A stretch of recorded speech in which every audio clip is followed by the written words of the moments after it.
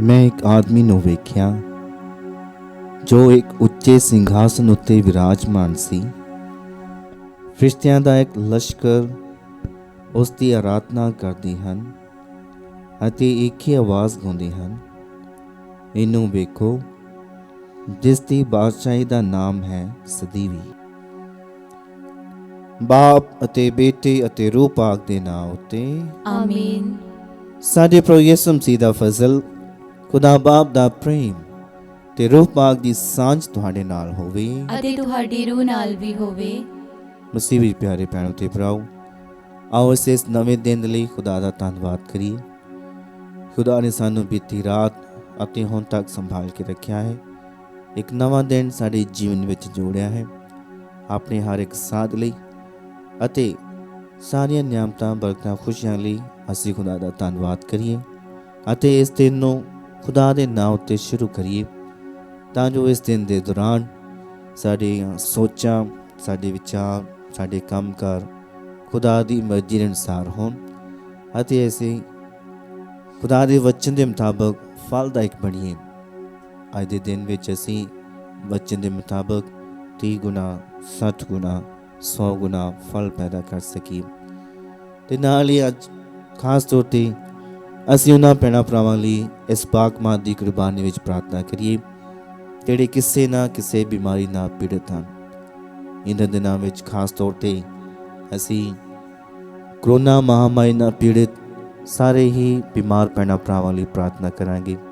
ਉਹ ਜਿੱਥੇ ਕਿਤੇ ਵੀ ਹੋਣ, ਸਾਡੇ ਆਸੇ ਪਾਸੇ, ਸਾਡੇ ਦੇਸ਼ ਵਿੱਚ ਜਾਂ ਦੂਜੇ ਦੇਸ਼ਾਂ ਵਿੱਚ, ਵਿਦੇਸ਼ਾਂ ਵਿੱਚ, ਜਿੱਥੇ ਕਿਤੇ ਵੀ ਹੋਣ, ਪ੍ਰਭੂ ਉਹਨਾਂ 'ਤੇ ਦਇਆ ਕਰਕੇ ਆਪਣੇ ਮਿਹਰ ਪੱਥਰ ਨਾਲ ਛੂਹ ਕੇ ਉਹਨਾਂ ਨੂੰ ਚੰਗੀ ਸਿਹਤ ਅਤੇ ਤੰਦਰੁਸਤੀ ਪ੍ਰਦਾਨ ਕਰੇ। ਆਓ ਇਸ ਪਾਕ ਮਾਂ ਦੀ ਕੁਰਬਾਨੀ ਨੂੰ ਸ਼ੁਰੂ ਕਰਨ ਤੋਂ ਪਹਿਲਾਂ ਅਸੀਂ ਆਪਣੇ ਜ਼ਮੀਰ ਦੀ, ਆਪਣੀ ਅੰਤਰਾਤਮਾ ਦੀ ਜਾਂਚ ਕਰੀਏ। ਕਿਤੇ ਸਾਰੇ ਗਲਤੀਆਂ ਗੁਨਾਹਾਂ ਉੱਤੇ ਪਛਤਾਉਂਦੇ ਹੋਏ ਪ੍ਰਭੂ ਕੋਲ ਮਾਫੀ ਮੰਗੇ ਤਾਂ ਯੋਗ ਢੰਗ ਨਾਲ ਅਸੀਂ ਇਹਨਾਂ ਪਵਿੱਤਰ ਭੇਦਾਂ ਨੂੰ ਮਨਾ ਸਕੀਏ। ਮੈਂ ਇਕਬਾਲ ਕਰਦਾ ਹਾਂ ਪੂਰੀ ਕੁਦਰਤ ਵਾਲੇ ਖੁਦਾ ਅਤੇ ਤੁਹਾਡੇ ਅੱਗੇ ਇਹ ਭਰਾਓ ਤੇ ਭੈਣੋ ਕਿ ਮੈਂ ਸੋਚਣ ਨਾਲ, ਬੋਲਣ ਨਾਲ, ਕਰਨ ਨਾਲ ਅਤੇ ਅਣਗਹਿਲੀ ਨਾਲ ਬਹੁਤ ਗੁਨਾਹ ਕੀਤੇ, ਆਪਣੇ ਹੀ ਦੋਸ਼ ਦੇ ਨਾਲ, ਆਪਣੇ ਹੀ ਦੋਸ਼ ਦੇ ਨਾਲ, ਆਪਣੇ ਬਹੁਤ ਵੱਡੇ ਦੋਸ਼ ਦੇ ਨਾਲ। ਇਸ ਲਈ ਮੈਂ ਧੰਨ ਸਦਾ ਕੁਆਰੀ ਮਰੀਅਮ, ਸਾਰਿਆਂ ਫਰਿਸ਼ਤਿਆਂ ਤੇ ਸੰਤਾਂ ਅਤੇ ਤੁਹਾਡੇ ਅੱਗੇ ਇਹ ਭਰਾਓ ਤੇ ਭੈਣੋ ਬੇਨਤੀ ਕਰਦੀ ਹਾਂ ਕਿ ਮੇਰੇ ਲਈ ਪ੍ਰਭੂ ਖੁਦਾ ਦੇ ਅੱਗੇ ਪ੍ਰਾਰਥਨਾ ਕਰੋ। ਪੂਰੀ ਕੁਦਰਤ ਵਾਲਾ ਖੁਦਾ ਸਾਡੇ ਉੱਤੇ ਦਇਆ ਕਰੇ ਅਤੇ ਸਾਡੇ ਗੁਨਾਹਾਂ ਨੂੰ ਮਾਫ ਕਰਕੇ ਸਾਨੂੰ ਸਤੀਵੀ ਜੀਵਨ ਤੱਕ ਪਹੁੰਚਾਵੇ। ਆਮੀਨ। ਐ ਪ੍ਰਭੂ ਦਇਆ ਕਰ, ਐ ਪ੍ਰਭੂ ਦਇਆ ਕਰ, ਐ ਮਸੀਹਾ ਦਇਆ ਕਰ, ਐ ਮਸੀਹਾ ਦਇਆ ਕਰ, ਐ ਪ੍ਰਭੂ ਦਇਆ ਕਰ, ਐ ਪ੍ਰਭੂ ਦਇਆ ਕਰ।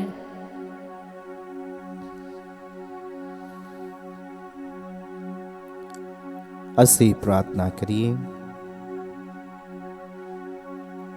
ਐ ਪ੍ਰਭੂ ਖੁਦਾ, ਆਪਣੇ ਲੋਕਾਂ ਦੀਆਂ ਅਰਜ਼ਾਂ ਵੱਲ ਧਿਆਨ ਲਾ, ਬਖਸ਼ ਦੇ ਕਿ ਉਹ ਉਹਨਾਂ ਕੰਮਾਂ ਨੂੰ ਪਰਖ ਸਕਣ ਜੋ ਕੀਤੇ ਜਾਣੇ ਚਾਹੀਦੇ ਹਨ ਅਤੇ ਉਹਨਾਂ ਨੂੰ ਕਰਨ ਲਈ ਸਹੀ ਸ਼ਕਤੀ ਹਾਸਲ ਕਰ ਸਕਣ। ਸਾਡੇ ਪ੍ਰਭੂ ਯਿਸੂ ਮਸੀਹ ਤੇਰੇ ਬੇਟੇ ਦੇ ਰਾਹੀਂ ਜੋ ਤੇਰੇ ਨਾਲ ਰੂਪਾਕ ਦੀ ਏਕਤਾ ਵਿੱਚ ਇੱਕ ਖੁਦਾ ਜਿਉਂਦਾ ਤੇ ਰਾਜ ਕਰਦਾ ਹੈ, ਸਦਾ ਤੋਂ ਸਦਾ ਤੀਕ।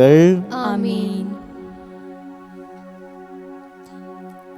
ਪ੍ਰਭੂ ਤੁਹਾਡੇ ਦਿਲ ਵਿੱਚ ਅਤੇ ਜ਼ੁਬਾਨ ਤੇ ਹੋਵੇ ਤਾਂ ਯੋਗਤਾ ਨਾਲ ਤੁਸੀਂ ਖੁਦਾ ਦਾ ਵਚਨ ਸੁਣਾ ਸਕੋ। ਬਾਪ ਅਤੇ ਬੇਟੇ ਤੇ ਰੂਹ ਪਾਕ ਦੇ ਨਾਮ ਉੱਤੇ ਆਮੀਨ।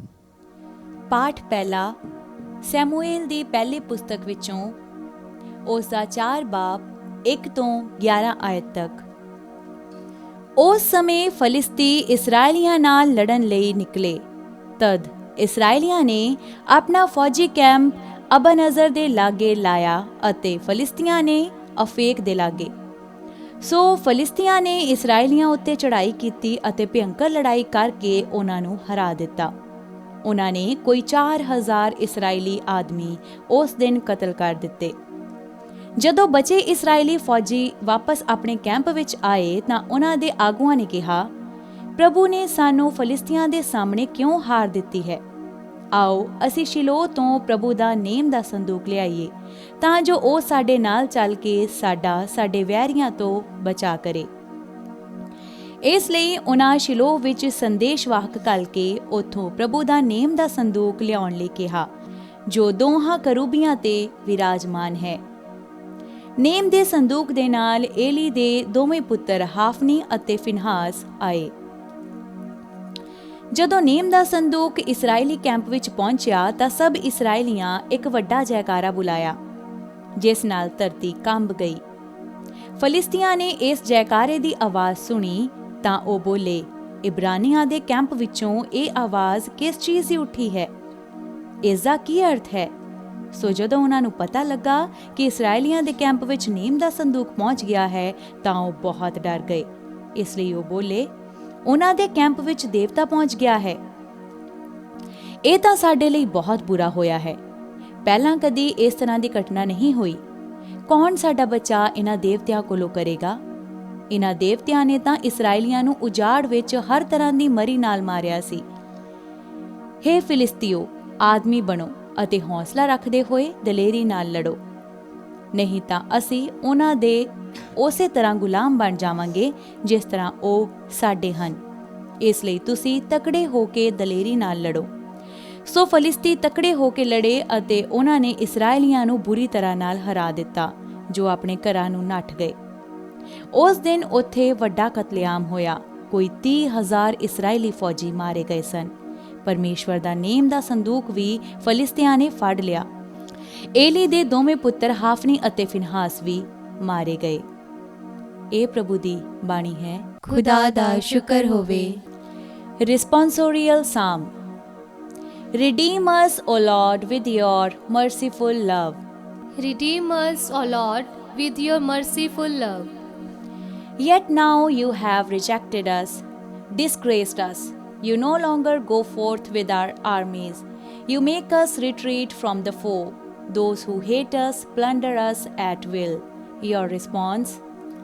Redeem us, O Lord, with your merciful love. You make us the taunt of our neighbors, the mockery and scorn of those around us. Among the nations, you make us a beword. Among the peoples, they shake their heads. Your response? Redeem us, O Lord, with your merciful love. Awake, O Lord, why do you sleep? Arise, do not reject us forever. Why do you hide your face and forget our oppression and misery? Your response? Redeem us, O Lord, with your merciful love. Alleluia, Alleluia.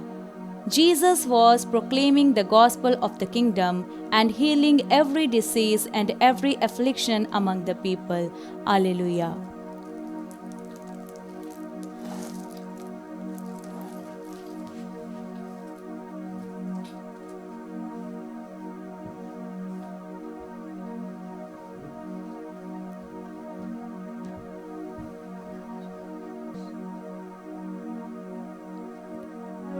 ਪ੍ਰਭੂ ਤੁਹਾਡੇ ਨਾਲ ਹੋਵੇ। ਅਤੇ ਤੁਹਾਡੀ ਰੂਹ ਨਾਲ ਵੀ ਹੋਵੇ। ਪਾਠ ਪਵਿੱਤਰ ਅੰਜੀਲ ਦਾ ਸੰਤ ਮਰਕੁਸ ਦੇ ਅਨੁਸਾਰ। ਤੇਰੀ ਵਡਿਆਈ ਹੋਵੇ ਐ ਪ੍ਰਭੂ। ਉਸ ਦਾ ਇੱਕ ਅਧਿਆਇ 40 ਤੋਂ 45 ਆਇਤ।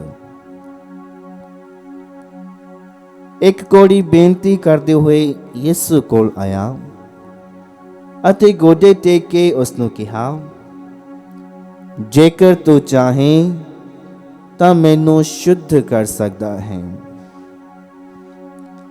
ਉਸ ਉੱਤੇ ਤਰਸ ਖਾ ਕੇ ਯਿਸੂ ਨੇ ਆਪਣਾ ਹੱਥ ਅੱਗੇ ਵਧਾਇਆ ਅਤੇ ਉਸ ਨੂੰ ਛੂਹਿਆ ਅਤੇ ਕਿਹਾ, ਮੈਂ ਚਾਹੁੰਦਾ ਹਾਂ ਸ਼ੁੱਧ ਹੋ ਜਾ। ਤੁਰੰਤ ਉਸ ਦਾ ਕੋੜ ਦੂਰ ਹੋ ਗਿਆ ਅਤੇ ਉਹ ਸ਼ੁੱਧ ਹੋ ਗਿਆ। ਯਿਸੂ ਨੇ ਸਖਤ ਤਾਕੀਦ ਕਰਕੇ ਉਸ ਨੂੰ ਤੁਰੰਤ ਵਿਦਾ ਕਰ ਦਿੱਤਾ ਅਤੇ ਉਸ ਨੂੰ ਕਿਹਾ, ਵੇਖ, ਕਿਸੇ ਨੂੰ ਕੁਝ ਨਾ ਦੱਸਣਾ, ਸਗੋਂ ਜਾ ਅਤੇ ਆਪਣੇ ਆਪ ਨੂੰ ਪੁਰੋਹਿਤ ਨੂੰ ਵਿਖਾ ਅਤੇ ਆਪਣੇ ਸ਼ੁੱਧ ਕੀਤੇ ਜਾਣ ਦੀ ਮੂਸਾ ਵੱਲੋਂ ਠਹਿਰਾਈ ਗਈ ਭੇਂਟ ਚੜਾ, ਤਾਂ ਜੋ ਲੋਕਾਂ ਲਈ ਸਬੂਤ ਹੋਵੇ। ਪਰ ਉਹ ਉੱਥੋਂ ਜਾ ਕੇ ਸਾਰਿਆਂ ਨੂੰ ਖੁੱਲ੍ਹੇਆਮ ਦੱਸਣ ਲੱਗਾ ਅਤੇ ਇਸ ਖਬਰ ਦਾ ਪ੍ਰਚਾਰ ਕਰਨ ਲੱਗਾ। ਇਸ ਕਾਰਨ ਯਿਸੂ ਕਿਸੇ ਸ਼ਹਿਰ ਵਿੱਚ ਖੁੱਲ੍ਹੇਆਮ ਨਾ ਜਾ ਸਕਿਆ, ਸਗੋਂ ਉਹ ਬਾਹਰ ਵੀਰਾਨ ਥਾਂ ਵਿੱਚ ਰਿਹਾ ਅਤੇ ਲੋਕ ਹਰ ਪਾਸਿਓਂ ਉਸ ਦੇ ਕੋਲ ਆਉਂਦੇ ਰਹੇ। ਪ੍ਰਭੂ ਦੀ ਪਾਕ ਅੰਜੀਲ। ਤੇਰੀ ਮਹਿਮਾ ਹੋਵੇ ਐ ਮਸੀਹਾ। ਅਸੀਂ ਵੀ ਪਿਆਰੇ ਭੈਣ ਤੇ ਭਰਾਓ, ਅਸੀਂ ਪ੍ਰਭੂ ਦਾ ਧੰਨਵਾਦ ਕਰੀਏ ਕਿ ਖੁਦਾ ਨੇ ਹੁਣ ਤੱਕ ਸਾਨੂੰ ਸੰਭਾਲ ਕੇ ਰੱਖਿਆ ਹੈ। ਜੇਕਰ ਅਸੀਂ ਖੁਦਾ ਦੀਆਂ ਸਾਰੀਆਂ ਨੇਮਤਾਂ ਅਤੇ ਬਰਕਤਾਂ ਉੱਤੇ ਧਿਆਨ ਲਾਈਏ ਤਾਂ ਸਾਨੂੰ ਇਹ ਗੱਲ ਸਮਝ ਆਵੇਗੀ ਕਿ ਸਭ ਤੋਂ ਵੱਡੀ ਬਰਕਤ ਜਾਂ ਨੇਮਤ ਵਿਅਕਤੀਗਤ ਤੌਰ ਤੇ ਕਿਹੜੀ ਹੁੰਦੀ ਹੈ। ਨਾ ਤੁਹਾਡੇ ਮਾਂ-ਬਾਪ, ਨਾ ਤੁਹਾਡੇ ਬੱਚੇ, ਨਾ ਭੈਣ ਭਰਾ, ਨਾ ਧਨ, ਨਾ ਦੌਲਤ, ਇਹ ਸਾਰੀਆਂ ਜੋ ਬਰਕਤਾਂ ਹਨ, ਇਹਨਾਂ ਨਾਲੋਂ ਵੀ ਸਭ ਤੋਂ ਉੱਤਮ ਬਰਕਤ ਆਪਣੇ ਆਪ ਦੀ ਤੰਦਰੁਸਤੀ ਹੈ। ਜੇਕਰ ਤੁਸੀਂ ਆਪਣੇ ਸਰੀਰ ਵਿੱਚ ਪੂਰਨ ਤੌਰ 'ਤੇ ਤੰਦਰੁਸਤ ਹੋ, ਮਾਨਸਿਕਤਾ ਵਿੱਚ ਪੂਰਨ ਤੌਰ 'ਤੇ ਤੰਦਰੁਸਤ ਹੋ, ਤਾਂ ਇਸ ਦਾ ਮਤਲਬ ਤੁਹਾਡੇ ਆਪਣੇ ਆਪ ਦੇ ਲਈ, ਤੁਹਾਡੇ ਭੈਣਾਂ ਭਰਾਵਾਂ, ਪਰਿਵਾਰ ਜਾਂ ਬਾਕੀ ਰਿਸ਼ਤੇਦਾਰਾਂ ਵਿੱਚ ਇਹੀ ਤੁਹਾਡੇ ਲਈ ਸਭ ਤੋਂ ਉੱਤਮ ਬਰਕਤ ਹੈ ਜੋ ਖੁਦਾ ਨੇ ਤੁਹਾਨੂੰ ਬਖਸ਼ੀ ਹੈ। ਕਿਉਂਕਿ ਮੰਨ ਲਓ ਜੇਕਰ ਤੁਸੀਂ ਬਿਮਾਰ ਹੋ ਜਾਂਦੇ ਹੋ ਤਾਂ ਹੌਲੀ ਹੌਲੀ ਤੁਹਾਡਾ ਪਰਿਵਾਰ ਤੁਹਾਨੂੰ ਬੋਝ ਮੰਨਣਾ ਸ਼ੁਰੂ ਕਰ ਦੇਵੇਗਾ। ਤੇ ਜੇਕਰ ਤੁਸੀਂ ਠੀਕ ਨਾ ਹੋਵੋ ਤਾਂ ਉਸ ਬਿਮਾਰੀ ਦੇ ਕਾਰਨ ਤੁਸੀਂ ਆਪਣੇ ਆਪ ਨੂੰ ਵੀ ਆਪਣੇ ਪਰਿਵਾਰ ਦੇ ਲਈ ਬੋਝ ਮੰਨਣਾ ਸ਼ੁਰੂ ਕਰ ਦਿੰਦੇ ਹੋ। ਪਰ ਜੇਕਰ ਤੁਸੀਂ ਪੂਰਨ ਤੌਰ 'ਤੇ ਤੰਦਰੁਸਤ ਹੋਵੋ ਤਾਂ ਤੁਹਾਨੂੰ ਕਿਸੇ ਉੱਤੇ ਬੋਝ ਨਹੀਂ ਮੰਨਿਆ ਜਾ ਸਕਦਾ। ਤੁਸੀਂ ਆਪਣੇ ਆਪ ਨੂੰ ਬਿਲਕੁਲ ਆਜ਼ਾਦ ਮੰਨਦੇ ਹੋ। ਇਸ ਕਰਕੇ ਤੁਸੀਂ ਆਪਣੇ ਆਪ ਦਾ ਖਿਆਲ ਰੱਖ ਸਕਦੇ ਹੋ, ਆਪਣੇ ਪਰਿਵਾਰ ਦੇ ਜੀਆਂ ਦਾ, ਕੋਈ ਵੀ ਕੰਮ ਕਰ ਸਕਦੇ ਹੋ, ਕਿਤੇ ਵੀ ਆ ਜਾ ਸਕਦੇ ਹੋ। ਇਸ ਲਈ ਜੇਕਰ ਖੁਦਾ ਨੇ ਤੁਹਾਨੂੰ ਪੂਰਨ ਤੌਰ 'ਤੇ ਤੰਦਰੁਸਤੀ ਬਖਸ਼ੀ ਹੈ, ਇਹ ਤੰਦਰੁਸਤੀ ਹੀ ਤੁਹਾਡੇ ਲਈ ਸਰਵੋਤਮ ਬਰਕਤ ਹੈ, ਖੁਦਾ ਦੀ ਸਭ ਤੋਂ ਵੱਡੀ ਨਿਹਮਤ ਹੈ। ਪਰ ਇਸ ਤੰਦਰੁਸਤੀ ਨੂੰ ਬਰਕਰਾਰ ਰੱਖਣਾ ਅਤੇ ਆਪਣੀ ਆਪ ਦਾ ਸਿਰਫ ਸਰੀਰ ਅਤੇ ਮਾਨਸਿਕਤਾ ਵਿੱਚ ਹੀ ਨਹੀਂ ਖਿਆਲ ਰੱਖਣਾ, ਆਤਮਿਕਤਾ ਵਿੱਚ ਵੀ ਖਿਆਲ ਰੱਖਣਾ। ਇੱਕ ਇਨਸਾਨ 3 ਖੇਤਰਾਂ ਵਿੱਚ ਵਿਕਾਸ ਕਰਦਾ ਹੈ। ਪਹਿਲਾ ਵਿਕਾਸ ਹੈ ਸਰੀਰ ਦਾ ਵਿਕਾਸ, ਦੂਜਾ ਵਿਕਾਸ ਹੈ ਮਾਨਸਿਕਤਾ, ਗਿਆਨ ਦਾ ਵਿਕਾਸ, ਤੀਜਾ ਵਿਕਾਸ ਹੈ ਆਤਮਿਕਤਾ ਦਾ, ਆਤਮਾ ਦਾ ਵਿਕਾਸ। ਇਹ ਤਿੰਨੋਂ ਵਿਕਾਸ ਦੇ ਖੇਤਰ ਇਕੱਠੇ ਚੱਲਦੇ ਹਨ। ਸਰੀਰ ਲਈ ਅਸੀਂ ਖਾਣਾ ਪੀਣਾ, ਭੋਜਨ, ਕੱਪੜੇ, ਇਸ ਤਰ੍ਹਾਂ ਦੀਆਂ ਚੀਜ਼ਾਂ ਦੀ ਵਿਵਸਥਾ ਕਰਦੇ ਹਾਂ। ਗਿਆਨ ਦੇ ਲਈ ਅਸੀਂ ਸਕੂਲੇ ਜਾਂਦੇ ਹਾਂ ਜਾਂ ਵੱਡਿਆਂ ਨਾਲ ਵਿਚਾਰ ਕਰਦੇ ਹਾਂ, ਗੱਲਾਂ ਬਾਤਾਂ ਪੁੱਛਦੇ ਹਾਂ। ਪਰ ਆਤਮਿਕਤਾ ਦੇ ਵਿਕਾਸ ਲਈ ਸ਼ਾਇਦ ਅਸੀਂ ਜ਼ਿਆਦਾ ਧਿਆਨ ਨਹੀਂ ਦਿੰਦੇ। ਪਿਆਰਿਓ, ਇਹ ਆਤਮਾ ਦਾ ਵਿਕਾਸ ਵੀ ਸਰੀਰ ਵਾਂਗੂ ਨਾਲ ਹੀ ਚੱਲਦਾ ਹੈ। ਇਸ ਨੂੰ ਵੀ ਓਨੀ ਹੀ ਅਹਿਮੀਅਤ ਦੇਣੀ ਹੈ ਜਿੰਨੀ ਅਸੀਂ ਆਪਣੇ ਸਰੀਰ ਨੂੰ ਅਹਿਮੀਅਤ ਦਿੰਦੇ ਹਾਂ। ਅੱਜ ਅਸੀਂ ਪਵਿੱਤਰ ਅੰਜੀਲ ਵਿੱਚ ਸੁਣਿਆ ਕਿ ਇੱਕ ਕੋੜੀ ਪ੍ਰਭੂ ਯਿਸੂ ਅੱਗੇ ਬੇਨਤੀ ਕਰਦਾ ਹੈ। ਉਹ ਇਸ ਤਰੀਕੇ ਨਾਲ ਬੇਨਤੀ ਕਰਦਾ ਹੈ ਕਿਉਂਕਿ ਉਸ ਨੂੰ ਪਤਾ ਹੈ ਕਿ ਪ੍ਰਭੂ ਯਿਸੂ ਹੀ ਉਸ ਨੂੰ ਚੰਗਾ ਕਰ ਸਕਦਾ ਹੈ। ਉਹ ਹਲੀਮ ਅਤੇ ਨਿਮਰ ਬਣ ਕੇ ਪ੍ਰਭੂ ਦੇ ਕੋਲ ਆਉਂਦਾ ਹੈ ਅਤੇ ਉਸ ਨੂੰ ਪ੍ਰਭੂ ਦੇ ਦਇਆ ਉੱਤੇ ਪੂਰਾ ਭਰੋਸਾ ਹੈ ਕਿ ਪ੍ਰਭੂ ਉਸ ਨੂੰ ਚੰਗਾ ਕਰ ਦੇਵੇਗਾ। ਤੇ ਪ੍ਰਭੂ ਦੇ ਗੁਣਾਂ ਵਿੱਚੋਂ ਇੱਕ ਸਰਵੋਤਮ ਗੁਣ ਇਹ ਹੈ ਦਇਆ। ਪ੍ਰਭੂ ਹਰ ਇੱਕ ਉੱਤੇ ਦਇਆ ਕਰਦਾ ਹੈ, ਪਰ ਉਸ ਦੀ ਦਇਆ ਨੂੰ ਹਾਸਲ ਕਰਨ ਲਈ ਸਾਡੇ ਵਿੱਚ ਹੰਕਾਰ ਜਾਂ ਗਰੂਰ ਨਹੀਂ ਹੋਣਾ ਚਾਹੀਦਾ। ਸਾਡੇ ਵਿੱਚ ਨਿਮਰਤਾ ਅਤੇ ਵਿਸ਼ਵਾਸ ਹੋਣਾ ਚਾਹੀਦਾ ਹੈ। ਇਹਨਾਂ ਦੋਵਾਂ ਚੀਜ਼ਾਂ ਨਾਲ ਜੇ ਅਸੀਂ ਖੁਦਾ ਦੇ ਸਾਹਮਣੇ ਆਉਂਦੇ ਹਾਂ ਤਾਂ ਅਸੀਂ ਖੁਦਾ ਦੀ ਦਇਆ ਹਾਸਲ ਕਰਦੇ ਹਾਂ। ਤੇ ਸਾਡੇ ਵਿੱਚ ਜੇਕਰ ਕੋਈ ਵੀ ਬਿਮਾਰੀ ਹੈ, ਉਹ ਬਿਮਾਰੀ ਤੋਂ ਅਸੀਂ ਛੁਟਕਾਰਾ, ਨਜ਼ਾਤ ਹਾਸਲ ਕਰਦੇ ਹਾਂ। ਇਸ ਲਈ ਪਿਆਰਿਓ, ਜਦੋਂ ਅਸੀਂ ਪ੍ਰਾਰਥਨਾ ਕਰਦੇ ਹਾਂ, ਹਰ ਰੋਜ਼ ਅਸੀਂ ਪ੍ਰਾਰਥਨਾ ਕਰਦੇ ਹਾਂ, ਆਪਣੀਆਂ ਪ੍ਰਾਰਥਨਾਵਾਂ ਦੇ ਵਿੱਚ ਸਭ ਤੋਂ ਪਹਿਲਾਂ ਅਸੀਂ ਆਪਣੀ ਕਲੀਸਿਆ ਦੇ ਆਗੂਆਵਾਂ ਨੂੰ ਪ੍ਰਭੂ ਦੇ ਚਰਨਾਂ ਵਿੱਚ ਰੱਖੀਏ। ਆਪਣੇ ਸੰਤ ਪਾਪਾ ਫਰਾਂਸਿਸ ਤੋਂ ਲੈ ਕੇ ਸਾਰੇ ਬਿਸ਼ਪਾਂ, ਪ੍ਰੋਹਤਾਂ, ਧਾਰਮਿਕ ਸਿਸਟਰਾਂ, ਨਾਥ ਭਰਾਵਾਂ ਤੇ ਨਾਲ ਹੀ ਜੋ ਬਿਮਾਰ ਭੈਣ ਭਰਾ ਹਨ, ਇਹਨਾਂ ਲਈ ਪ੍ਰਾਰਥਨਾ ਕਰੀਏ। ਤਾਂ ਫਿਰ ਆਖਰ ਤੇ ਆਪਣੇ ਆਪ ਨੂੰ ਪ੍ਰਭੂ ਦੇ ਚਰਨਾਂ ਵਿੱਚ ਸੌਂਪਦੇ ਹੋਏ ਪ੍ਰਾਰਥਨਾ ਕਰੀਏ ਕਿ ਪ੍ਰਭੂ ਸਾਨੂੰ ਤੰਦਰੁਸਤੀ ਪ੍ਰਦਾਨ ਕਰੋ ਕਿ ਅਸੀਂ ਆਪਣੇ ਰੋਜ਼ਾਨਾ ਜ਼ਿੰਮੇਵਾਰੀਆਂ ਨੂੰ ਪੂਰਾ ਕਰ ਸਕੀਏ, ਪਰਿਵਾਰ ਦੇ ਵਿੱਚ, ਸਮਾਜ ਦੇ ਵਿੱਚ, ਕਲੀਸਿਆ ਦੇ ਵਿੱਚ, ਤੇ ਨਾਲ ਹੀ ਪ੍ਰਭੂ ਦੇ ਵਚਨ ਨੂੰ ਆਪਣੇ ਜੀਵਨ ਵਿੱਚ ਲਾਗੂ ਕਰਦੇ ਹੋਏ ਫਲਦਾਇਕ ਬਣੀਏ। ਆਓ ਅਸੀਂ ਬਿਮਾਰ ਭੈਣਾਂ ਭਰਾਵਾਂ ਲਈ ਪ੍ਰਾਰਥਨਾ ਕਰਦੇ ਹੋਏ ਇਸ ਦੁਆ ਵਿੱਚ ਹਿੱਸਾ ਲਈਏ। ਸਰਵਸ਼ਕਤੀਮਾਨ ਪਿਤਾ ਪਰਮੇਸ਼ਵਰ, ਅਸੀਂ ਤੁਹਾਡੀ ਮਹਿਮਾ ਤੇ ਵਡਿਆਈ ਕਰਦੇ ਹਾਂ। ਧੰਨਵਾਦ ਕਰਦੇ ਹਾਂ ਇਸ ਦਿਨ ਲਈ ਜੋ ਸਾਨੂੰ ਬਖਸ਼ਿਆ ਹੈ। ਪਿਤਾ ਪਰਮੇਸ਼ਵਰ, ਅਸੀਂ ਸਾਰੇ ਬਿਮਾਰ ਭੈਣਾਂ ਭਰਾਵਾਂ ਲਈ ਪ੍ਰਾਰਥਨਾ ਕਰਦੇ ਹਾਂ, ਖਾਸ ਤੌਰ 'ਤੇ ਉਹ ਭੈਣ ਭਰਾ ਜੋ ਇਸ ਸਮੇਂ ਕਰੋਨਾ ਮਹਾਮਾਰੀ ਨਾਲ ਪੀੜਿਤ ਹਨ। ਹੈ ਪ੍ਰਭੂ, ਸਾਰੇ ਬਿਮਾਰ ਭੈਣਾਂ ਭਰਾਵਾਂ 'ਤੇ ਦਇਆ ਕਰ। ਆਪਣੀ ਦਇਆ ਵਿੱਚ ਉਹਨਾਂ ਦੇ ਕੀਤੇ ਸਾਰੇ ਗਲਤੀਆਂ ਗੁਨਾਹ ਮਾਫ ਕਰਕੇ ਆਪਣੀ ਪਵਿੱਤਰ ਹੱਥਾਂ ਨਾਲ ਛੂਹ ਕੇ ਉਹਨਾਂ ਸਭਨਾਂ ਨੂੰ ਚੰਗੀ ਸਿਹਤ ਅਤੇ ਤੰਦਰੁਸਤੀ ਪ੍ਰਦਾਨ ਕਰ। ਅਸੀਂ ਇਹ ਮੰਗਦੇ ਹਾਂ ਸਾਡੇ ਖੁਦਾਵੰਦ ਯਿਸੂ ਮਸੀਹ ਦੇ ਵਸੀਲੇ, ਆਮੀਨ।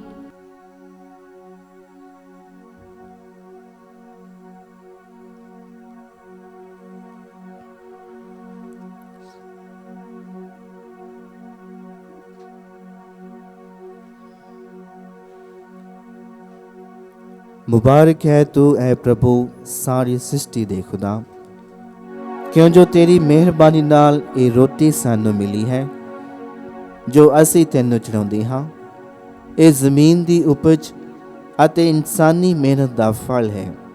ਇਹ ਸਾਡੇ ਲਈ ਜੀਵਨ ਦੀ ਰੋਟੀ ਬਣ ਜਾਵੇਗੀ। मुबारक है खुदा सदा देकर।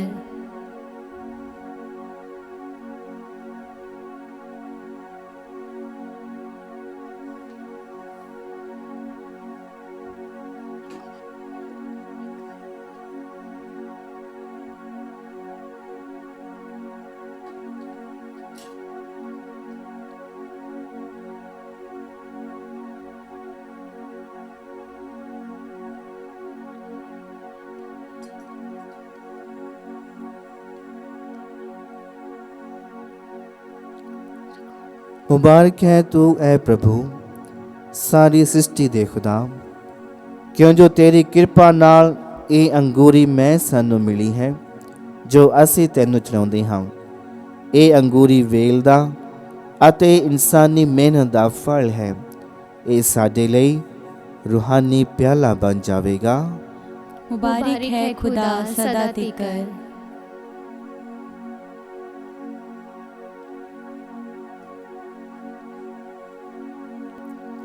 ਭਰਾਓ ਤੇ ਭੈਣੋ, ਪ੍ਰਾਰਥਨਾ ਕਰੋ ਕਿ ਮੇਰੀ ਅਤੇ ਤੁਹਾਡੀ ਇਹ ਕੁਰਬਾਨੀ ਪੂਰੀ ਕੁਦਰਤ ਵਾਲੇ ਖੁਦਾ ਬਾਪ ਨੂੰ ਕਬੂਲ ਹੋਵੇ। ਪ੍ਰਭੂ ਇਸ ਕੁਰਬਾਨੀ ਨੂੰ ਤੁਹਾਡੇ ਹੱਥਾਂ ਦੇ ਵਿੱਚੋਂ ਆਪਣੇ ਨਾਂ ਦੀ ਉਸਤਤ ਅਤੇ ਵਡਿਆਈ ਲਈ ਅਤੇ ਸਾਡੇ ਤੇ ਸਾਰੀ ਪਾਕ ਕਲੀਸਿਆ ਦੇ ਭਲੇ ਲਈ ਕਬੂਲ ਕਰੇ। ਐ ਪ੍ਰਭੂ, ਬਖਸ਼ ਦੇ ਕਿ ਤੇਰੇ ਲੋਕਾਂ ਦਾ ਨਜ਼ਰਾਨਾ ਤੈਨੂੰ ਪਸੰਦ ਆਵੇ।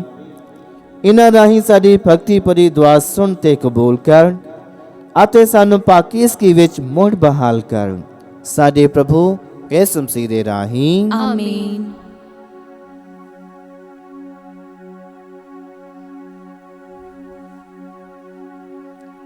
ਪ੍ਰਭੂ ਤੁਹਾਡੇ ਨਾਲ ਹੋਵੇ ਅਤੇ ਤੁਹਾਡੀ ਰੂਹ ਨਾਲ ਵੀ ਹੋਵੇ। ਤੁਸੀਂ ਆਪਣੇ ਦਿਲ ਪ੍ਰਭੂ ਵੱਲ ਲਗਾਓ। ਅਸੀਂ ਆਪਣੇ ਦਿਲ ਪ੍ਰਭੂ ਵੱਲ ਲਗਾਉਂਦੇ ਹਾਂ। ਅਸੀਂ ਆਪਣੇ ਪ੍ਰਭੂ ਖੁਦਾ ਦਾ ਧੰਨਵਾਦ ਕਰੀਏ। ਇਹ ਸਹੀ ਅਤੇ ਯੋਗ ਹੈ। ਐ ਪ੍ਰਭੂ ਪਵਿੱਤਰ ਬਾਪ, ਪੂਰੀ ਕੁਦਰਤ ਵਾਲੇ ਤੇ ਅਕਾਲ ਖੁਦਾ, ਇਹ ਸੱਚਮੁੱਚ ਸਹੀ ਅਤੇ ਯੋਗ ਹੈ, ਮੁਕਤੀ ਪਾਉਣ ਦਾ ਰਾਹ ਹੈ ਕਿ ਅਸੀਂ ਹਰ ਵੇਲੇ ਅਤੇ ਹਰ ਥਾਂ ਯਿਸੂ ਮਸੀਹ ਆਪਣੇ ਪ੍ਰਭੂ ਦੇ ਰਾਹੀਂ ਤੇਰਾ ਧੰਨਵਾਦ ਕਰੀਏ। ਉਹ ਤੇਰਾ ਸ਼ਬਦ ਹੈ, ਉਸ ਦੇ ਰਾਹੀਂ ਤੂੰ ਸਾਰੀਆਂ ਚੀਜ਼ਾਂ ਨੂੰ ਬਣਾਇਆ, ਜਿਸ ਨੂੰ ਤੂੰ ਸਾਡਾ ਮੁਕਤੀ ਦਾਤਾ ਅਤੇ ਨਿਜਾਤ ਬਖਸ਼ਣ ਵਾਲੇ ਵਜੋਂ ਭੇਜਿਆ, ਜਿਸ ਨੇ ਰੂਹ ਪਾਕ ਦੇ ਰਾਹੀਂ ਦੇਹ ਧਾਰ ਕੇ ਕੁਆਰੀ ਮਰੀਮ ਤੋਂ ਜਨਮ ਲਿਆ। तेरी पाक मर्जी पूरी कर दिया, तेरे लिए एक पाक कौम ਨੂੰ हासिल करके उसने अपनियां बाहम सार के दुख तसीहे चले ਤਾਂ ਜੋ ਉਹ ਮੌਤ ਦਾ ਨਾਸ਼ ਕਰੇ ਅਤੇ ਜੀ ਉੱਠਣ ਨੂੰ ਪ੍ਰਗਟ ਕਰੇ। ਇਸ ਲਈ ਫਰਿਸ਼ਤਿਆਂ ਅਤੇ ਸਾਰੇ ਸੰਤਾਂ ਨਾਲ ਰਲ ਕੇ ਅਸੀਂ ਤੇ ਜਲਾਲ ਦਾ ਐਲਾਨ ਕਰਦੇ ਹੋਏ ਇੱਕ ਹੀ ਆਵਾਜ਼ ਨਾਲ ਪੁਕਾਰਦੇ ਹਾਂ, ਪਾਕ ਪਾਕ ਪਾਕ ਲਸ਼ਕਰਾਂ ਦੇ ਪ੍ਰਭੂ ਖੁਦਾ, ਸਵਰਗ ਅਤੇ ਧਰਤੀ ਤੇਰੇ ਜਲਾਲ ਨਾਲ ਭਰਪੂਰ ਹਨ। ਉਚਾਈਆਂ ਵਿੱਚ ਹੋਸਾਨਾ, ਮੁਬਾਰਕ ਹੈ ਉਹ ਜੋ ਪ੍ਰਭੂ ਦੇ ਨਾਂ ਉੱਤੇ ਆਉਂਦਾ ਹੈ। ਉਚਾਈਆਂ ਵਿੱਚ ਹੋਸਾਨਾ। ऐ प्रभु तू सचमुच पवित्र है ਅਤੇ ਸਭ ਪਵਿੱਤਰਤਾ ਦਾ ਸੋਮਾ ਹੈ। ਇਸ ਲਈ ਅਸੀਂ ਬੇਨਤੀ ਕਰਦੇ ਹਾਂ ਕਿ ਜਿਸ ਤਰ੍ਹਾਂ ਤਰੇਲ ਪੈਂਦੀ ਹੈ, ਉਸੇ ਤਰ੍ਹਾਂ ਤੂੰ ਆਪਣੇ ਰੂਹ ਪਾਕ ਨੂੰ ਭੇਜ ਕੇ ਇਹਨਾਂ ਨਜ਼ਾਰਿਆਂ ਨੂੰ ਪਵਿੱਤਰ ਕਰ, ਤਾਂ ਜੋ ਇਹ ਸਾਡੇ ਲਈ ਸਾਡੇ ਪ੍ਰਭੂ ਯਿਸੂ ਮਸੀਹ ਦਾ ਬਦਨ ਅਤੇ ਲਹੂ ਬਣ ਜਾਵੇ। उसने अपनी मर्जी नाल अपने आप ਨੂੰ ਦੁੱਖ ਤਸੀਹਿਆਂ ਲਈ ਸੌਂਪਦੇ ਹੋਏ ਰੋਟੀ ਲਈ ਧੰਨਵਾਦ ਕਰਦਿਆਂ ਰੋਟੀ ਤੋੜੀ ਅਤੇ ਆਪਣੇ ਚੇਲਿਆਂ ਨੂੰ ਦਿੱਤੀ, ਇਹ ਕਹਿੰਦੇ ਹੋਏ, ਤੁਸੀਂ ਸਾਰੇ ਇਹ ਲਵੋ ਅਤੇ ਇਸ ਵਿੱਚੋਂ ਖਾਵੋ, ਕਿਉਂ ਜੋ ਇਹ ਮੇਰਾ ਬਦਨ ਹੈ ਜਿਹੜਾ ਤੁਹਾਡੇ ਲਈ ਕੁਰਬਾਨ ਕੀਤਾ ਜਾਵੇਗਾ।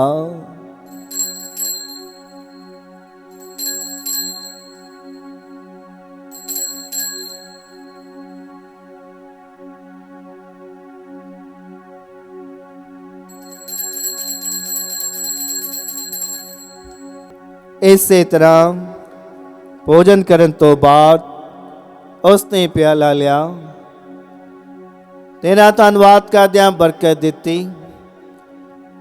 प्याला अपने चेलियां नूं दित्ता, ये कहंदी हुई, तुसीं सारे ਇਹ ਲਵੋ ਅਤੇ ਇਸ ਵਿੱਚੋਂ ਪੀਓ, ਕਿਉਂ ਜੋ ਇਹ ਮੇਰੇ ਲਹੂ ਦਾ ਪਿਆਲਾ ਹੈ, ਨਵੇਂ ਅਤੇ ਸਤੀਵੀ ਨੇਮ ਦਾ ਲਹੂ, ਜੋ ਤੁਹਾਡੇ ਅਤੇ ਬਹੁਤਿਆਂ ਵਾਸਤੇ ਗੁਨਾਹਾਂ ਦੀ ਮਾਫੀ ਲਈ ਵਹਾਇਆ ਜਾਵੇਗਾ। ਮੇਰੀ ਯਾਦ ਵਿੱਚ ਇਹ ਕਰਿਆ ਕਰੋ।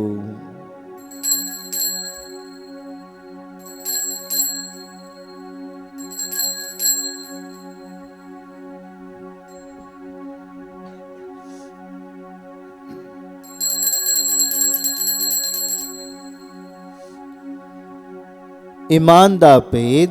ਐ ਪ੍ਰਭੂ, ਅਸੀਂ ਤੇਰੀ ਮੌਤ ਦਾ ਐਲਾਨ ਕਰਦੇ ਹਾਂ ਅਤੇ ਤੇਰੇ ਜੀ ਉੱਠਣ ਦੀ ਮੁਨਾਦੀ ਕਰਦੇ ਹਾਂ ਜਦ ਤੱਕ ਤੂੰ ਫਿਰ ਆਵੇਂਗਾ। ਐ ਪ੍ਰਭੂ, ਅਸੀਂ ਯਿਸੂ ਦੀ ਮੌਤ ਅਤੇ ਉਹਦੇ ਜੀ ਉੱਠਣ ਦੀ ਯਾਦਗਾਰੀ ਨੂੰ ਮਨਾਉਂਦੇ ਹੋਏ ਤੈਨੂੰ ਇਹ ਜੀਵਨ ਦੀ ਰੋਟੀ ਅਤੇ ਮੁਕਤੀ ਦਾ ਪਿਆਲਾ ਚਲਾਉਂਦੇ ਹਾਂ। ਅਸੀਂ ਤੇਰਾ ਧੰਨਵਾਦ ਕਰਦੇ ਹਾਂ ਕਿਉਂ ਜੋ ਤੂੰ ਸਾਨੂੰ ਇਸ ਯੋਗ ਠਹਿਰਾਇਆ ਕਿ ਅਸੀਂ ਤੇਰੀ ਹਜ਼ੂਰੀ ਵਿੱਚ ਦਾਖਲ ਹੋ ਕੇ ਤੇਰੀ ਸੇਵਾ ਕਰੀਏ। ਅਸੀਂ ਹਲੀਮੀ ਨਾਲ ਦੁਆ ਕਰਦੇ ਹਾਂ ਕਿ ਮਸੀਹ ਦੇ ਬਦਨ ਅਤੇ ਲਹੂ ਵਿੱਚ ਹਿੱਸਾ ਲੈਣ ਦੁਆਰਾ ਅਸੀਂ ਰੂਹ ਪਾਕ ਦੇ ਰਾਹੀਂ ਏਕਤਾ ਵਿੱਚ ਬਚੇ ਰਹੀਏ। ਐ ਪ੍ਰਭੂ, ਸਾਰੀ ਧਰਤੀ ਉੱਤੇ ਫੈਲੀ ਹੋਈ ਆਪਣੀ ਕਲੀਸਿਆ ਨੂੰ ਯਾਦ ਕਰ ਅਤੇ ਉਸ ਨੂੰ ਸਾਡੇ ਸੰਤ ਪਾਪਾ ਫ੍ਰਾਂਸਿਸ, ਸਾਡੇ ਬਿਸ਼ਪ ਫ੍ਰੈਂਕੋ ਦੇ ਇਗਨੈਲੋ, ਸਾਰੇ ਪ੍ਰੋਹਤਾਂ, ਧਾਰਮਿਕ ਸਿਸਟਰਾਂ ਤੇ ਸਭ ਵਿਸ਼ਵਾਸੀ ਲੋਕਾਂ ਨਾਲ ਪਿਆਰ ਦੀ ਸੰਪੂਰਨਤਾ ਵਿੱਚ ਕਾਇਮ ਰੱਖ। ਸਾਡੇ ਭੈਣਾਂ ਭਰਾਵਾਂ ਨੂੰ ਵੀ ਯਾਦ ਕਰ ਜਿਹੜੇ ਜੀ ਉੱਠਣ ਦੀ ਉਮੀਦ ਨਾਲ ਸੌਂ ਗਏ ਹਨ ਅਤੇ ਉਹਨਾਂ ਸਾਰਿਆਂ ਨੂੰ ਵੀ ਜੋ ਤੇ ਰਹਿਮ ਵਿੱਚ ਮਰ ਗਏ ਹਨ, ਇਹਨਾਂ ਦਾ ਆਪਣੀ ਹਜ਼ੂਰੀ ਦੇ ਚਾਨਣ ਵਿੱਚ ਸਵਾਗਤ ਕਰ। ਐ ਪ੍ਰਭੂ, ਅਸੀਂ ਬੇਨਤੀ ਕਰਦੇ ਹਾਂ ਕਿ ਸਾਡੇ ਸਾਰਿਆਂ ਉੱਤੇ ਦਇਆ ਕਰ ਤਾਂ ਜੋ ਮੁਕੱਦਸ ਕੁਆਰੀ ਮਰੀਮ ਖੁਦਾ ਦੀ ਮਾਂ ਦੇ ਨਾਲ, ਉਸੇ ਕੁਆਰੇ ਦੇ ਮੁਬਾਰਕ ਵਰ ਸਨ ਯੂਸਫ ਦੇ ਨਾਲ, ਧੰਨ ਰਸੂਲਾਂ, ਸੰਤ ਮਰਕੁਸ ਤੇ ਸਾਰੇ ਸੰਤਾਂ ਨਾਲ ਜਿਨ੍ਹਾਂ ਨੇ ਸਾਰੇ ਯੁੱਗਾਂ ਵਿੱਚ ਤੈਨੂੰ ਖੁਸ਼ ਕੀਤਾ ਹੈ, ਅਸੀਂ ਇਸ ਤੀਵੀ ਜੀਵਨ ਦੇ ਵਾਰਸ ਹੋਣ ਦੇ ਹੱਕਦਾਰ ਬਣ ਜਾਵਾਂਗੇ ਅਤੇ ਤੇਰੇ ਬੇਟੇ ਯਿਸੂ ਮਸੀਹ ਦੇ ਰਾਹੀਂ ਤੇਰੀ ਵਡਿਆਈ ਅਤੇ ਉਸਤਤ ਕਰਾਂਗੇ।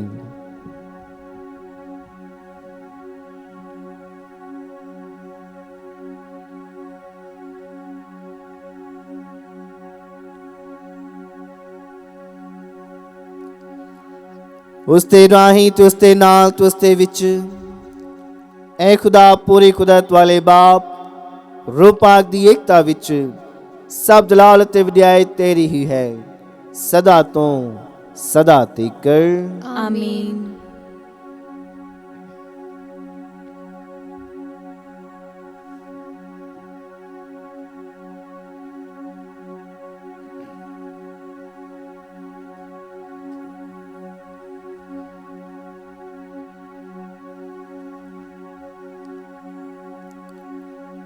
आओ ਅਸੀਂ ਪੂਰਨ ਭਰੋਸਾ ਰੱਖਦੇ ਉਹਨਾਂ ਸ਼ਬਦਾਂ ਵਿੱਚ ਉਸੇ ਹੀ ਪ੍ਰਾਰਥਨਾ ਦੁਹਰਾਈਏ ਜੋ ਪ੍ਰਭੂ ਯਿਸੂ ਮਸੀਹ ਨੇ ਸਾਨੂੰ ਸਿਖਾਈ ਹੈ। ਐ ਸਾਡੇ ਬਾਪ ਜਿਹੜਾ ਤੂੰ ਅਸਮਾਨ ਉੱਤੇ ਹੈ, ਤੇਰਾ ਨਾਮ ਪਾਕ ਮੰਨਿਆ ਜਾਵੇ, ਤੇਰਾ ਰਾਜ ਆਵੇ, ਤੇਰੀ ਮਰਜ਼ੀ ਜਿਸ ਤਰ੍ਹਾਂ ਅਸਮਾਨ ਉੱਤੇ ਪੂਰੀ ਹੁੰਦੀ ਹੈ ਜ਼ਮੀਨ ਉੱਤੇ ਵੀ ਹੋਵੇ। ਸਾਡੇ ਰੋਜ਼ ਦੀ ਰੋਟੀ ਅੱਜ ਸਾਨੂੰ ਦੇ, ਸਾਡੇ ਕਸੂਰ ਸਾਨੂੰ ਮਾਫ ਕਰ ਜਿਸ ਤਰ੍ਹਾਂ ਅਸੀਂ ਆਪਣੇ ਕਸੂਰਵਾਰਾਂ ਨੂੰ ਮਾਫ ਕਰਦੇ ਹਾਂ। ਸਾਨੂੰ ਅਜ਼ਮਾਇਸ਼ ਵਿੱਚ ਨਾ ਪਾ, ਸਗੋਂ ਬੁਰਾਈ ਤੋਂ ਬਚਾ। ਐ ਪ੍ਰਭੂ, ਅਸੀਂ ਪ੍ਰਾਰਥਨਾ ਕਰਦੇ ਹਾਂ ਸਭ ਬੁਰਾਈਆਂ ਤੋਂ ਸਾਨੂੰ ਬਚਾ। ਆਪਣੇ ਰਹਿਮ ਨਾਲ ਸਾਡੇ ਦਿਨਾਂ ਵਿੱਚ ਸ਼ਾਂਤੀ ਦੇ ਤਾਂ ਜੋ ਤੇਰੀ ਦਇਆ ਦੀ ਮਦਦ ਨਾਲ ਅਸੀਂ ਹਮੇਸ਼ਾ ਗੁਨਾਹਾਂ ਤੋਂ ਮੁਕਤ ਰਹੀਏ ਅਤੇ ਹਰ ਮੁਸੀਬਤ ਤੋਂ ਸੁਰੱਖਿਅਤ ਰਹੀਏ। ਜਿਵੇਂ ਮੁਬਾਰਕ ਮੀਂਹ ਰੱਖਦੇ ਹੋਏ ਅਸੀਂ ਯਿਸੂ ਮਸੀਹ ਸਾਡੇ ਮੁਕਤੀ ਦਾਤੇ ਦੇ ਆਉਣ ਦੀ ਉਡੀਕ ਕਰਦੇ ਹਾਂ, ਕਿਉਂ ਜੋ ਰਾਜ, ਕੁਦਰਤ ਅਤੇ ਜਲਾਲ ਯੁਗੋ ਯੁਗ ਤੇਰਾ ਹੀ ਹੈ। ਐ ਪ੍ਰਭੂ ਯਿਸੂ ਮਸੀਹ, ਤੂੰ ਆਪਣੇ ਰਸੂਲਾਂ ਨੂੰ ਆਖਿਆ, ਮੈਂ ਤੁਹਾਨੂੰ ਸ਼ਾਂਤੀ ਦਿੰਦਾ ਹਾਂ, ਆਪਣੀ ਸ਼ਾਂਤੀ ਮੈਂ ਤੁਹਾਨੂੰ ਪ੍ਰਦਾਨ ਕਰਦਾ ਹਾਂ। ਸਾਡੇ ਗੁਨਾਹਾਂ ਨੂੰ ਨਹੀਂ ਸਗੋਂ ਆਪਣੀ ਕਲੀਸਿਆ ਦੇ ਈਮਾਨ ਨੂੰ ਵੇਖ ਅਤੇ ਉਸ ਨੂੰ ਆਪਣੀ ਮਰਜ਼ੀ ਮੁਤਾਬਕ ਸ਼ਾਂਤੀ ਅਤੇ ਏਕਤਾ ਪ੍ਰਦਾਨ ਕਰ। ਤੁਝੇ ਜਿਉਂਦਾ ਤੇ ਰਾਜ ਕਰਦਾ ਹੈ ਸਦਾ ਤੋਂ ਸਦਾ ਤੀਕ। ਆਮੀਨ। प्रभु दी शांति सदा तुहाडे नाल होवे ਅਤੇ ਤੁਹਾਡੀ ਰੂਹ ਨਾਲ ਵੀ ਹੋਵੇ। ਅਸੀਂ ਆਪੋ ਵਿੱਚ शांति ਦਾ ਸਲਾਮ ਦਈਏ। ਐ ਲੇਲੇ ਖੁਦਾ ਦੇ, ਤੂੰ ਜਿਹੜਾ ਦੁਨੀਆ ਦੇ ਗੁਨਾਹ ਚੁੱਕ ਲੈਂਦਾ ਹੈ, ਸਾਡੇ ਉੱਤੇ ਦਇਆ ਕਰ। ਐ ਲੇਲੇ ਖੁਦਾ ਦੇ, ਤੂੰ ਜਿਹੜਾ ਦੁਨੀਆ ਦੇ ਗੁਨਾਹ ਚੁੱਕ ਲੈਂਦਾ ਹੈ, ਸਾਡੇ ਉੱਤੇ ਦਇਆ ਕਰ। ਐ ਲੇਲੇ ਖੁਦਾ ਦੇ, ਤੂੰ ਜਿਹੜਾ ਦੁਨੀਆ ਦੇ ਗੁਨਾਹ ਚੁੱਕ ਲੈਂਦਾ ਹੈ, ਸਾਨੂੰ ਸ਼ਾਂਤੀ ਦੇ।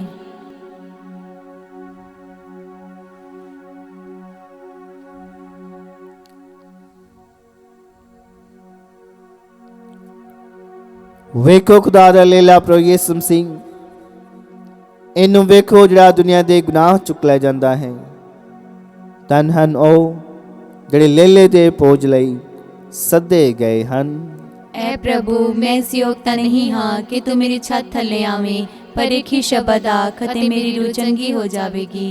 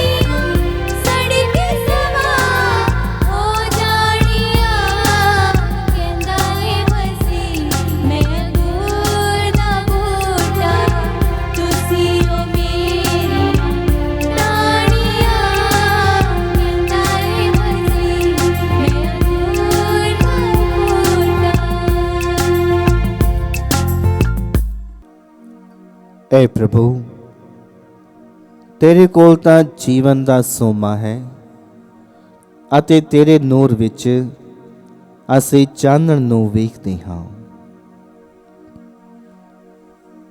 ਅਸੀਂ प्रार्थना करिए। ऐ पूरी कुदरत वाले खुदा, साडी निमर दुआ है कि जिन्हां नूं तू अपने पाक पैदा नाल नवां कीता है और वफादारी नाल तेरी सेवा करते हुए तेनू खुश करने वाला जीवन गुजार सकन। साडे प्रभु ਇਸ ਮਸੀਹ ਦੇ ਰਾਹੀਂ। ਆਮੀਨ। ਪ੍ਰਭੂ ਤੁਹਾਡੇ ਨਾਲ ਹੋਵੇ ਅਤੇ ਤੁਹਾਡੀ ਰੂਹ ਨਾਲ ਵੀ ਹੋਵੇ। ਸਰਵ ਸ਼ਕਤੀਮਾਨ ਖੁਦਾ ਬਾਪ ਅਤੇ ਬੇਟਾ ਤੇ ਰੂਹ ਪਾਕ ਤੁਹਾਨੂੰ ਸਭ ਨੂੰ ਬਰਕਤ ਦੇਵੇ। ਆਮੀਨ। ਕੁਰਬਾਨੀ ਚੜਾਈ ਗਈ ਮਸੀਹ ਦੀ ਸ਼ਾਂਤੀ ਵਿੱਚ ਜਾਵੋ। ਖੁਦਾ ਦਾ ਸ਼ੁਕਰ ਹੋਵੇ। ਦੁਆ ਯਾਦ ਕਰ ਯਾਦ ਕਰ ਐ ਨਿਹਾਇਤ ਮਿਹਰਬਾਨ ਕੁਆਰੀ ਮਰੀਮ, ਪੇ ਕਦੇ ਨਹੀਂ ਸੁਣਿਆ ਗਿਆ ਕਿ ਕੋਈ ਵੀ ਤੇਰੀ ਪਨਾਹ ਲੱਭਦਿਆਂ, ਤੇਰੀ ਮਦਦ ਚਾਹੁੰਦਿਆਂ, ਤੇਰੀ ਸਿਫਾਰਿਸ਼ ਮੰਗਦਿਆਂ ਤੇਥੋਂ ਖਾਲੀ ਗਿਆ ਹੋਵੇ। ਐ ਕੁਆਰੀ ਕੁਆਰੀਆਂ ਦੀ ਅਤੇ ਮੇਰੀ ਮਾਂ, ਇਸ ਤਸੱਲੀ ਨਾਲ ਮੈਂ ਤੇਰੇ ਕੋਲ ਨੱਸ ਕੇ ਆਉਂਦੀ ਹਾਂ ਅਤੇ ਤੇਰੇ ਅੱਗੇ ਖਲੋ ਕੇ ਮੈਂ ਗੁਨਾਹੀ ਰੋਂਦੀ ਹਾਂ। ਐ ਦੇਦਾਰੀ ਹੋਏ ਕਲਾਮ ਦੀ ਮਾਂ, ਤੂੰ ਮੇਰੀਆਂ ਅਰਜ਼ਾਂ ਨੂੰ ਹਕੀਰ ਨਾਲ ਜਾਣ, ਸਗੋਂ ਮਿਹਰਬਾਨੀ ਨਾਲ ਸੁਣ ਅਤੇ ਕਬੂਲ ਕਰ। ਆਮੀਨ। ਮਾਂ ਮਰੀਮ ਸ਼ਾਂਤੀ ਦੀ ਰਾਣੀ, ਸਾਡੇ ਲਈ ਦੁਆ ਕਰ।